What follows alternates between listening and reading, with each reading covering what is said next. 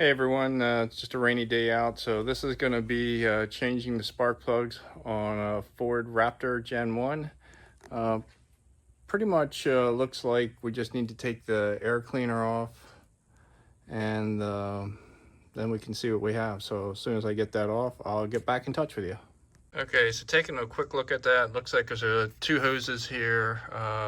We'll take probably the hose clamp off here and we'll remove the hose on the side there, and then in the back we'll take that off, and then that should give us access to the spark plug. So give me a minute and we'll see where we can go with this. Okay, just another update. This is the back of the intake. That basically just pulls off of the back there. That section goes around the inside of it, so literally it was 2 seconds to get that off. As you can see now, we have access to all the spark plugs here on both sides, so the top one should be easy. I'll get back to you when I start that. Okay, another quick update. All mine are coil pack bolts are pretty rusty, as you can see, so I just put some PB Blaster on them. Gonna let them sit and hopefully we can get them off. I think having a warm engine will also help for this particular section. Not sure if it would be a great idea moving forward, but we're doing it with a warm one, so we'll see how it goes. Okay, another quick update is I ended up, I was hoping it wouldn't be that dirty, but it turned out it was very dirty. So you want to make sure all the dust and debris are kind of out of the spark plug area and the ignition coils.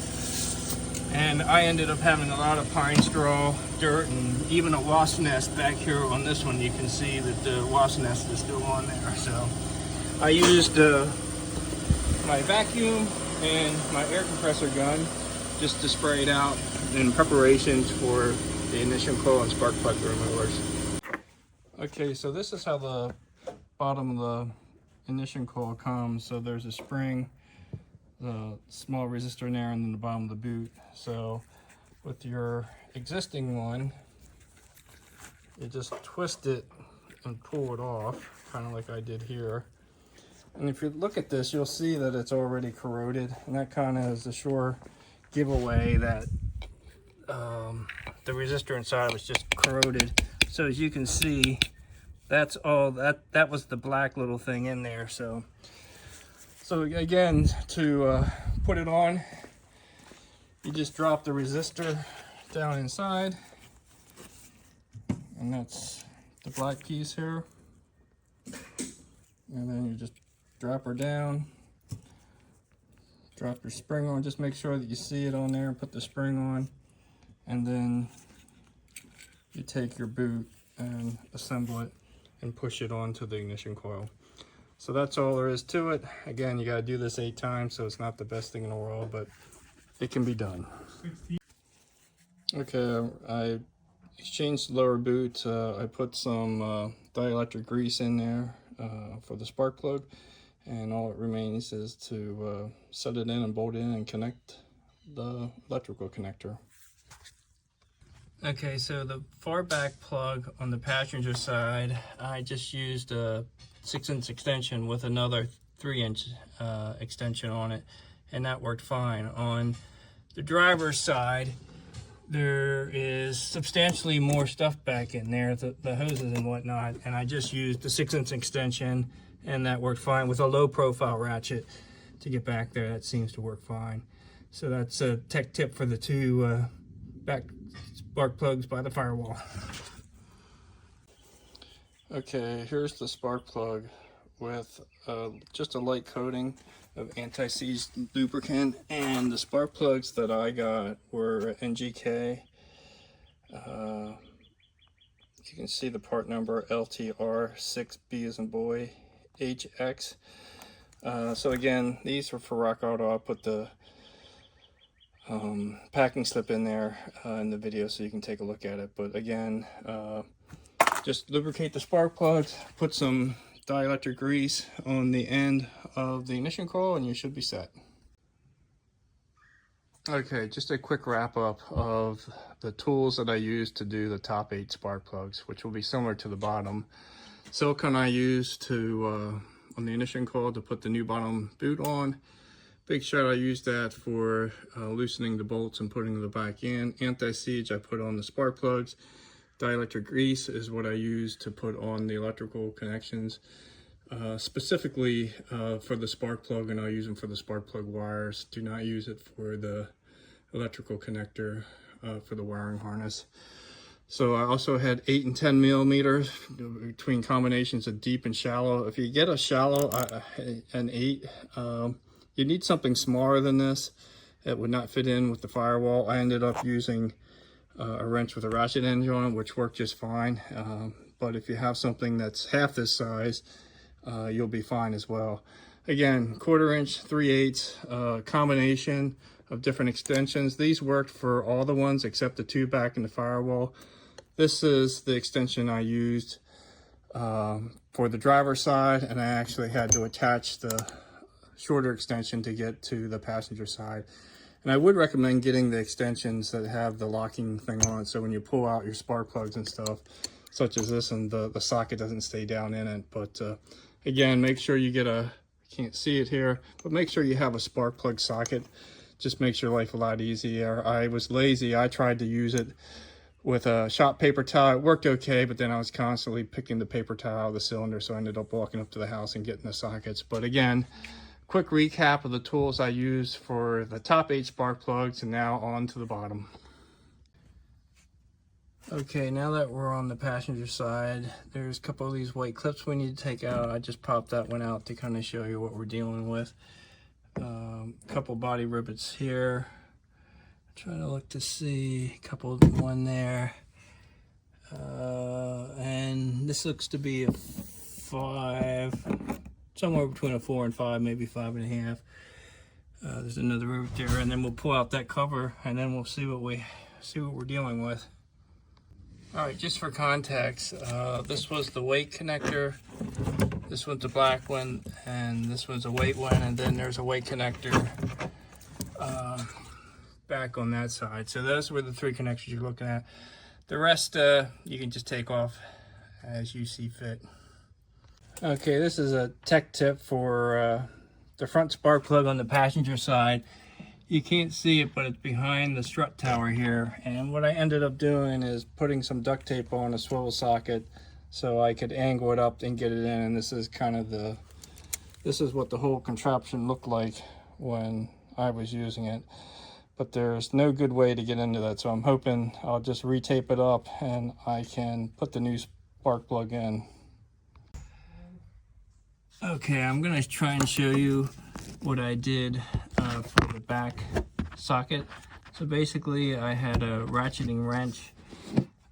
You can see it's not a lot of room to get into there, but I'll pull it out here so you can see the configuration. So this is the configuration I used to get that back spark plug on the driver's side. It's very tight, but it is doable. Just need to be patient. Okay, this is the frontmost spark plug, and I used 2 long extensions on this ratchet, and with a swivel was able to get on it. I used that for the one behind it as well, and then I switched to a smaller extension for the other one. But just so you can see, I'll pull it out so you can see what it looks like. And again, I used the tape to angle it, because you need to angle that, have a slight angle on that socket to get it to go in even, and then just went with the dual spark plug long extensions. Oh, let me get the light out of the way. So again, this is kind of what it looked like when we were done, but that's finished. Put it on and we'll see if it starts. Okay, now that we have the job done, I'm just going to do a quick wrap up of the things you know, to look out for. So again, when changing the spark plugs, you know, I went with the NGK, the Iridium HX. Again, the part number, it's 90495. Again, these are on Rock Auto. I did the same thing with the lower spark plug wires and the lower boots. So this comes as a kit. It has your they call them pellets. It's the resistor that goes in the lower spark plug. You can see out of the 8, I only had 3. The rest were completely disintegrated. The only thing to keep an eye out for the wires is on the passenger side. You have the extra protective housing on the lower boot. The driver's side, the regular. The nice thing about this kit, they're all the same size, so you don't really have to mess around trying to figure out the size. I actually labeled mine because I wasn't sure if they were all the same size or not. So again, those were the parts. You know, it's probably, I think this is around 80. The spark plugs are probably another 200 or so, but again, they're all on Rock Auto. Here are the spark plugs, kind of a variety of different things. You know, obviously this one, the ceramic completely broke off of them. Most of them, if I can zoom in on this, I guess I can't, but you can see the gap's too big.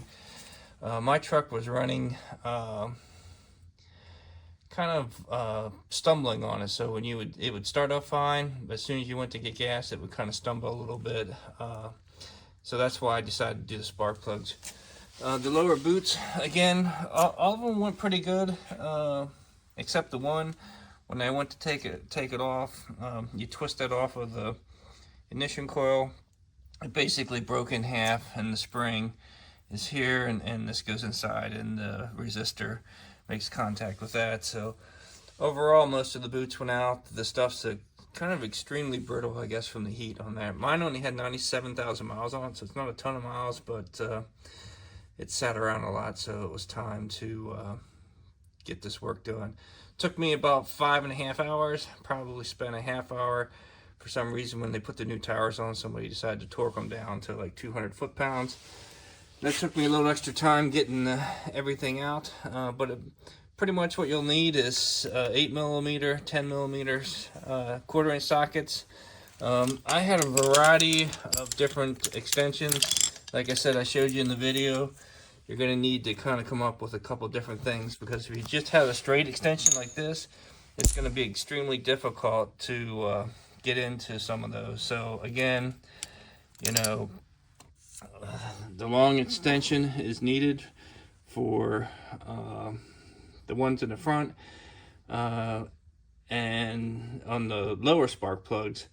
And again, when I did the driver's side on the upper spark plugs, you'll need a combination of one, and on the driver's side I could use the shorter extension.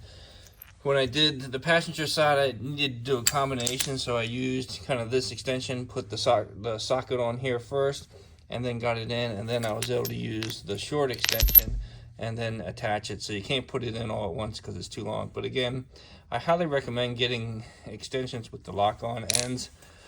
The other thing is I used a thin wall socket because the spark plug, you know, have a little holder that keeps the spark plug in. Fortunately, that came out on mine.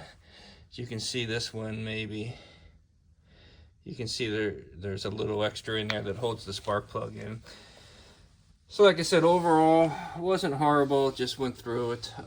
Again, I needed to use, I used PB Blaster. I used the silicone to put these boots on. I used anti-seize lubricant. That's on the lower end of the spark plugs here. That just makes them go in smoother and easier, and they don't stick as much. And then on the end of the spark plug, I put the dielectric grease. So pretty much on this end here, I greased that, and that kind of comes from the factory. That way you can see some of them had some grease on, some of them didn't. But overall, that was kind of the job. The other thing is, I did try to remove the inner fender well on the passenger side. There's a 5.5mm bolt that holds on one of the fender wells. It's kind of a pain, so make sure you have a 5.5mm socket to remove the one little bolt off of the fender. The driver's side I did not remove. I was able to do it without, and you know, removing the inner fender well covers are kind of a real pain in the butt. So if you can do it without, I would do it without, but I was able to do it without. The other thing you'll need is when you do the fender well, you're going to need this trim tool to pop off all the plastic rivets and stuff on there. So if you have any questions, you can let me know. The other thing I would say is some of the ignition coils, they get very brittle. You know, I had a couple of them.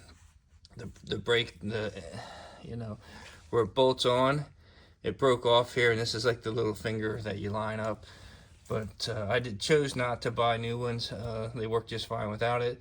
So that's the update for here. If you have any questions, let me know. Thanks.